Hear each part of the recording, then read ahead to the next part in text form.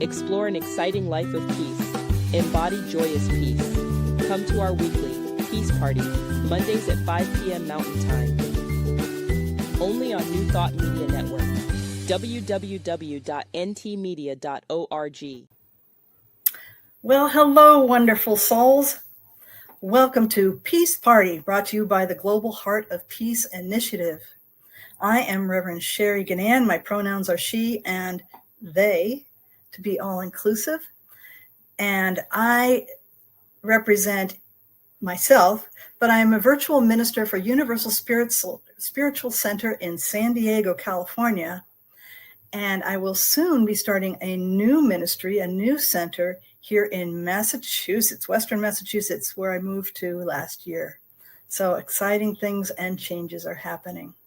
So we're here to celebrate the many aspects of peace and to explore how exciting life filled with peace and joy, how full that life can be. Today I'll be talking about peace as a noun and a verb. Yes, the inner peace and the outer. And so just a little bit more about me. I have been interested or living peace since at least a teenager. I was involved in hunger walks, do you remember those? And peace walks with the youth group and marched in protests. As a lesbian, I have suffered discrimination and verbal slurs from others. And I've witnessed violence attacks against my own LGBTQ plus kinship and community. I facilitated an online 10-week discussion group earlier in 2025, Sessions of Peace. These materials were developed by the Reverend Lauren Martin of CSL's Global Heart of Peace team and are based on Seasons for Nonviolence. You can check out the website, Seasons for Nonviolence. This movement was started by Gandhi's grandson, Arun Gandhi, in 1998. And currently I'm training to be a local advocate for immigrants and other marginalized groups through SURJ, stands for Showing Up for Racial Justice. So just those are some of the outer peace things that I'm involved in. So if you're watching, you must also be interested in peace. So let's define what we're talking about. Well, what do we mean by peace? Everybody's got their own definition of it. Well, as a state of being, either for an individual or a group of peoples, it's harmony, tranquility, calm, order, and of course its opposite: war, conflict, strife, chaos, upheaval. We're certainly experiencing some of that in the United States right now. Now, I'm a reverend in science of mind and spirit, founded nearly 100 years ago by a gentleman named Dr. Ernest Holmes. And he said peace is an inherent quality of the divine in each of us. Let me just say that again. Peace is an inherent quality, an inborn and natural quality of the divine in each person. So it's a state of being, not just an absence of conflict. So if we have inner peace, that leads to peace in one's outer life too. And when groups of people are at peace, it can lead to peace in the world. So, Reverend Sherri, you might be thinking, that's all well and good, but my life is in upheaval right now, or I've had this happen, a loss of a loved one, lost my job, I'm worried about economics, I'm worried about the laws and things changing in the United States so rapidly. How can I practice or attain personal peace, at least inwardly? So here are some practices that I do to attain this peace. And you can do some of them, all of them, none of them. Maybe it'll spark an idea for you to come up with your own idea for that, finding that calm and inner space. And then we'll practice one of them before we end. So some of the things I do, and I don't necessarily do each one every day, and I rotate through them just to kind of keep a mindfulness. So for me, an inner peace is a mindfulness set in stillness. One of the things I do is reading spiritually uplifting and or perhaps challenging works by authors that inspire me. Another thing that I do is talk about my feelings with those I trust.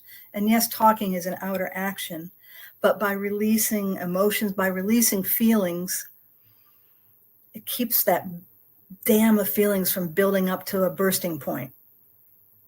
I just love being in nature. And in this western part of Massachusetts where I've now settled, there's lots of farmland, there's forest and hills, lots of hiking trails.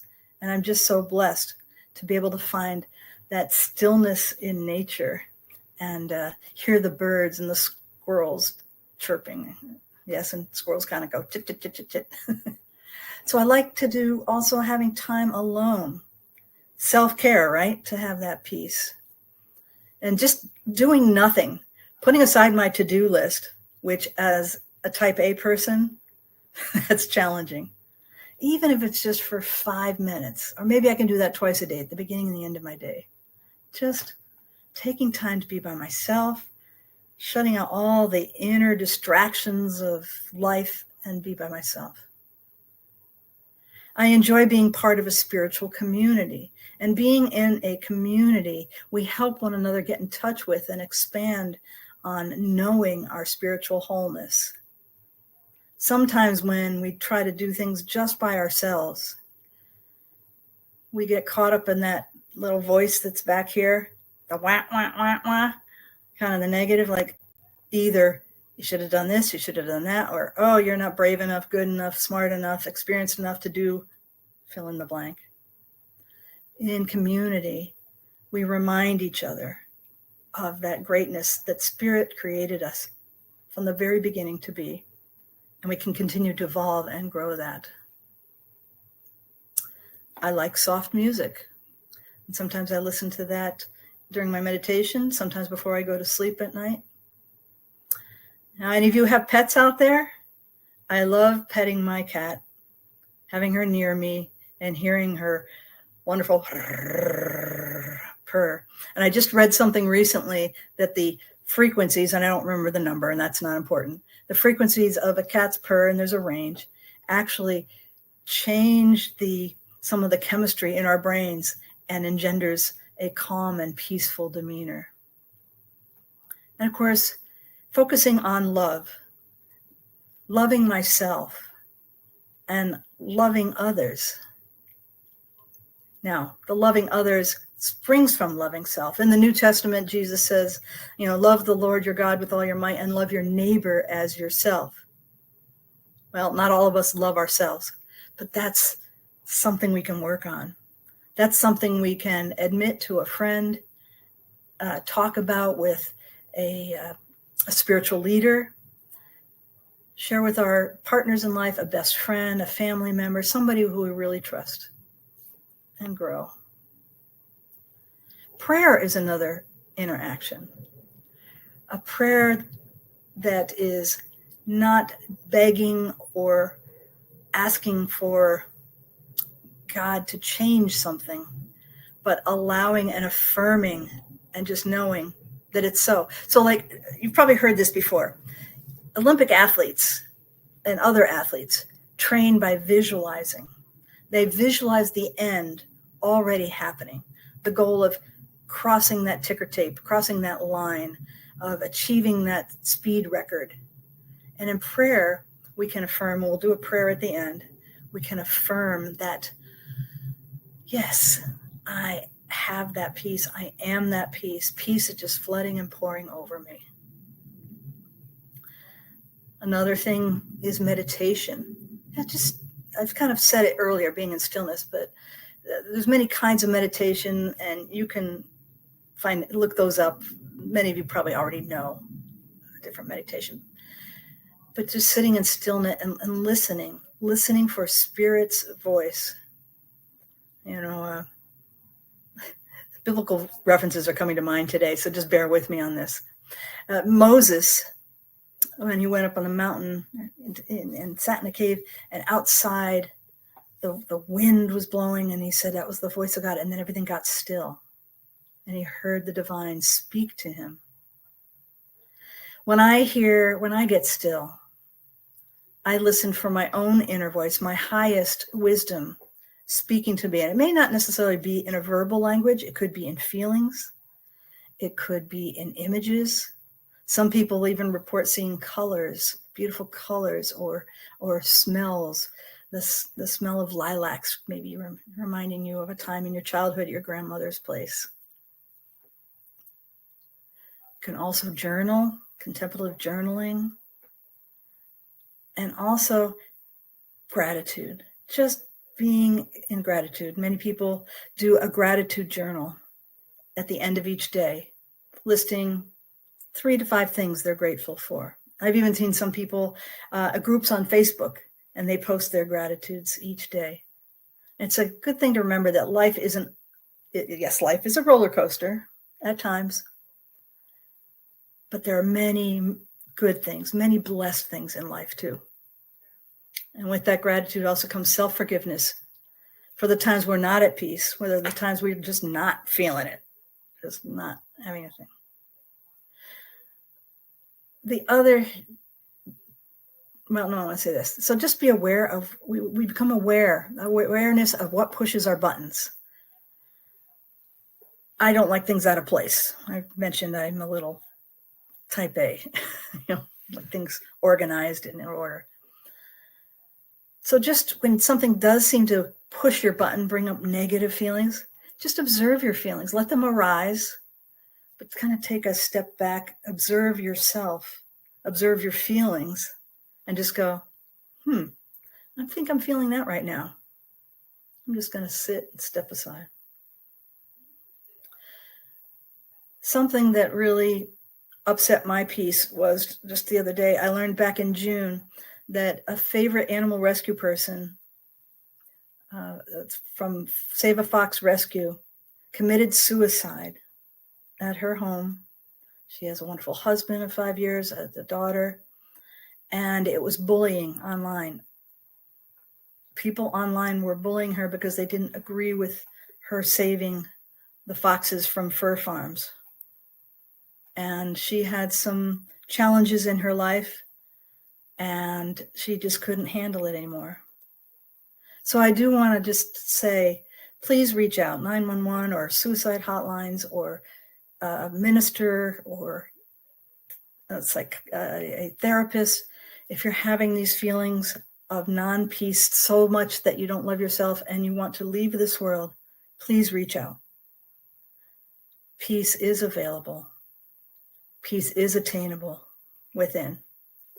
Now, I know that was kind of a downer, but I want us to then think about too, when we achieve peace in our lives, I said this at the beginning, we achieve, or we can then, like the Fibonacci series, 1 + 1 is 2, 2 + 2 is 4, 4 and 4 is 8. It multiplies, it grows. Our peace can grow in the world. Just for fun, the other day, I looked up the list of Nobel Peace Prize winners online, and there are hundreds. And with each link, you can click on it and read their stories, and it's so inspiring. I'm not saying we all need to be Nobel Peace Prize winners, but we can just let our light shine. There's also a list online of peace activists. So there's all kinds of ways to be inspired. So I'm just going to ask us to take a few moments now. I'm going to read a poem by Lao Tzu, that 16th century BCE, before Common Era, Chinese philosopher who wrote the Tao Te Ching. And his words still ring true today. And he says, if there's to be peace in the world, there must be peace in the nations. If there is to be peace in the nations, there must be peace in the cities. If there's to be peace in the cities, there must be peace between neighbors. If there is to be peace between neighbors, there must be peace in the home. And if there is to be peace in the home, there must be peace in the heart. May we all know and feel that peace in the heart so that it can be shined out into the world. knowing that Spirit is with us in that fullness of peace. And this blessing upon us, I know, is a true thing happening right here and now in this mindful moment. I release these words and let it be. And so it is. Now, before we go, I just want to mention and thank you for being with us today, for looking at this particular aspect of peace, and maybe hopefully introduce you some ways of looking at peace. Be sure to join us again next week at 5 p.m. Mountain Time, where the guest speaker will be Carly Tronell, and she'll be talking about breathing and peace. Let's take a breath now. So may you dance in the joy of a peace-filled life. Namaste.